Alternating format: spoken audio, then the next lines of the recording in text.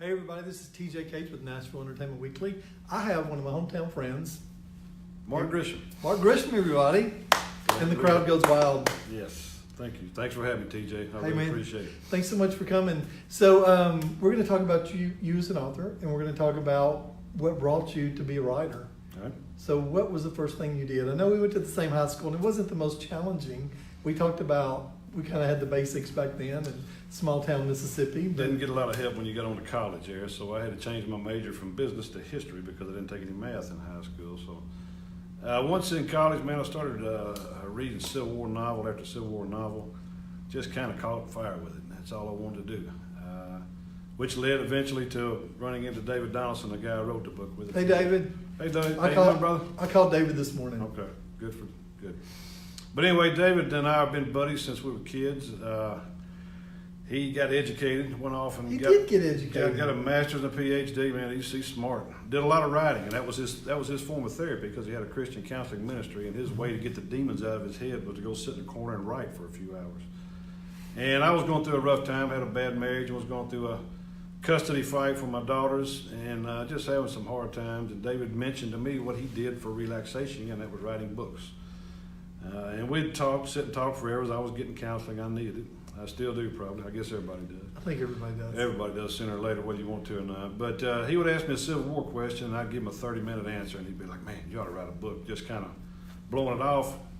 And I'd always thought about it because who my brother is. I thought maybe I was the next great thing to happen, but it didn't happen. But anyway, David asked me one time. It didn't happen yet. Well, that's I think true. it's going to happen. Hang in there. We'll never quit. But he asked me about mental health one day because that's his background, how they dealt with mentally ill people during that era. And I did not have an answer for him. And so a little light bulb went off in both of our heads. So we started doing research and came up with kind of a theme for the book, especially for his characters, and it was Bedlam South. That's the name of the book. It's a nickname for a fictitious mental institution outside of Richmond during the Civil War where they tried their best to treat mentally ill people. And it was brutal.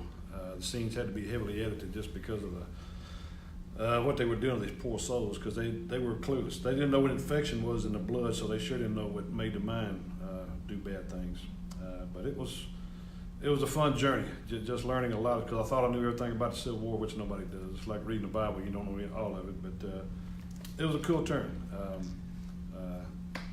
Something nobody ever done before, kind of a different type of war. So basically, it's not about the Civil War as much. It's like what happens with soldiers once they leave the war. And they were so young. They were talking about 13, 14, 15-year-old kids. And all they knew was their small little area, and all of a sudden they're battling and shooting people. They don't know why or what's happening. Well, and they would join the army with their buddies, their brothers, their cousins, kids they grew up with. And you get in a bad place on the battlefield, man, you could watch everybody you knew just get blown to bits. Which leads us to post-traumatic stress. It was first diagnosed during the Civil War, and they originally called it a soldier's heart, and it was used in a court-martial hearing for a Union soldier who fled the battlefield. They said he was overcome with a soldier's heart, and he was set free. So, anyway, but those are David's characters. Since he had the mental illness or mental therapy background, he kind of went with those. My main characters are two brothers from Mississippi who have been. Kind of like you and John. Yeah, well, they're only 2 years apart as opposed to 6. But the older brother's been in the war. The little brother just idolizes him and can't wait till he can turn 17 and go kill some bluebellies and win the war right quick. And they're joined right before they head to Gettysburg, and all heck breaks loose out there. And he finds out pretty quick it's not all fun and games, even though they tried to warn him all the way to Gettysburg.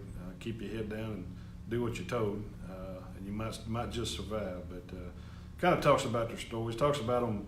These old rough, tough soldiers who hadn't had a bath in a month get a letter from home and they'll weep like a small child just because they heard from somebody back home. Yeah. Stories like that. Billy's the older brother, Billy Gibson, is one bad dude, and he loves to fist fight, and he does it all the time. And he's very good at it, and I won't give the story away, but that plays into the book too there. But just a lot of fun. So it's very character driven. Yeah, I'd always wondered what it would be like to be in the Lee's army, because in those days they didn't have sports heroes. You know, their heroes were soldiers, and very little media. They might get a stray newspaper every now and then, and they would read about what happened in a big battle. And this kid just idolized his brother and Robert E. Lee and Stonewall Jackson and all these guys that he read about, because they were kicking butt. In 1862 and 1863, they were just dominating the Union armies, even though they were half the size of them. And there's a scene where this kid's on a railroad flat car and he rolls into Robert E. Lee's army, and all he can see for miles is just tents and fires and wagons and cannons and men drilling, and it had to be something amazing to be that kid. And I've always often wondered what it would be like. And I got to write a story about it and make a character of it. It was pretty cool. So anyway, so that's good. That's really good. So let's talk about the book itself, where people can buy that. The Amazon has a few, but if you buy them from me for $20, I'll sign them and autograph them. That's a pretty good deal. Any way you want, and ship them to you anywhere in the country. We're going to put up a link. I've got to build a page for him. We're going to do that. Okay. Y'all be sure and check this social media post, and we're going to give you a way to connect with him directly, not so much on his personal page, but on his professional page. And then he and David have another book that place where you can go and you can log on. BedlamSouth.com is our website. You can buy the books through there. And we'll put the link up here so you can actually go buy a copy, and you'll sign it and you'll mail it to them. Yes, sir. Absolutely. And you do book signings? I didn't for a long time in Alabama. I lived there 5.5 years, and I didn't do a single. Well, I didn't do any. Robert Dexter's watching. I'm watching the names pop up. Dolph Crafton said, "Is this the same book you and David watched?" Yes, so yes. That's what I like about live videos. We get to see everybody gets to interact. Okay. And we have a lady that's also a book writer, and she said she has this book. Okay. So it's interesting to watch. Good. I hope you enjoyed it. So you're blowing up at this very Oh, moment. man. So you really did a lot of research on things that nobody else would have thought of. Well, a lot of it was just stories I read. And David just told you what you need to change. David asked me one time when we first started. He said, "Now, who won the Battle of Gettysburg?" And I was like, "Oh, don't ever ask me that. Please, brother, I love you, but don't ever say that again in public." But we kind of got he didn't know anything about the war. Most people don't. We teach. They taught us a lot of big words. Yeah. They teach us a lot in high school, or some in high school, but not near enough. Yeah. And I think today they barely get a touch of what's going on. And History Channel is one of my favorite channels on I love TV. I love the History Channel. We talked about that in YouTube and stuff. Well, man, thanks so much for coming in and being part of the day, and I appreciate everybody watching. Y'all be sure and share this video, and we're going to get you in contact with Mark and of course Mark and David and their page. And there's also the website where you can order the book. It'll be autographed. So y'all check these links and be sure and connect. We don't have a cameraman on site, so I'm going to do this, and you just close us out. Talk about whatever you want to. All right, let's see. We do have another book that I wrote.